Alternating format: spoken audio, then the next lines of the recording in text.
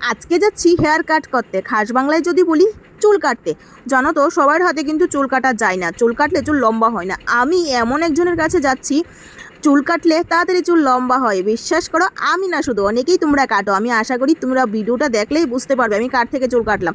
আমি আছি এখন মোটর স্ট্যান্ড ঠিক গুলচক্করটার কাছে, তার পাশেই তোমরা দেখতে পাচ্ছ পেট্রোল পাম্প। তার একটু সামনে কিন্তু দেখতে পাচ্ছ শনি মন্দির। শনি মন্দিরের ঠিক পাশেই দেখো লিপিকাদির পার্লারটা, touch and glow beauty salon. দিদির থেকে চুল কাটলে চুলটা তাড়াতাড়ি লম্বা হয়। তোমরা তো অনেকেই কাটো, তাই না বলো? তো এবার চলে আসলাম দিদির পার্লারে। এবার দিদি আমাকে চুলটা কাটবে, তোমরা শুধু দেখতে থাকো।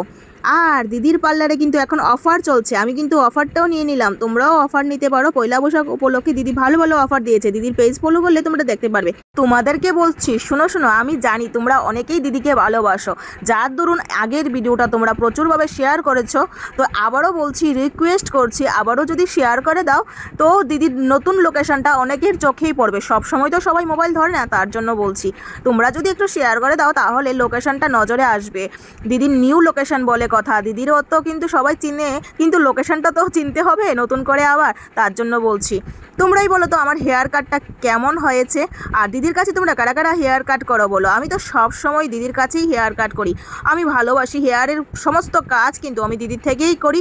তো তোমরা বলো আমার এই হেয়ার কাটে আমার লুকসটা কেমন হয়েছে, চুলটা সুন্দর হয়েছে কিনা। আমি সব সময় দিদির থেকে চুল কাটি, কারণ একটাই, চুলের গ্রোথ হয়, অনেক তাড়াতাড়ি লম্বা হয়, তার জন্য আমি দিদির থেকে চুল কাটি। তোমরা জানাবে হেয়ার কাটটা কেমন হয়েছে, একদম নর্মাল হেয়ার। আর পয়লা বৈশাখ উপলক্ষে দিদির পার্লারে কিন্তু ফেসিয়াল থেকে শুরু করে হেয়ারের সমস্ত কাজের অফার চলছে। টাটা।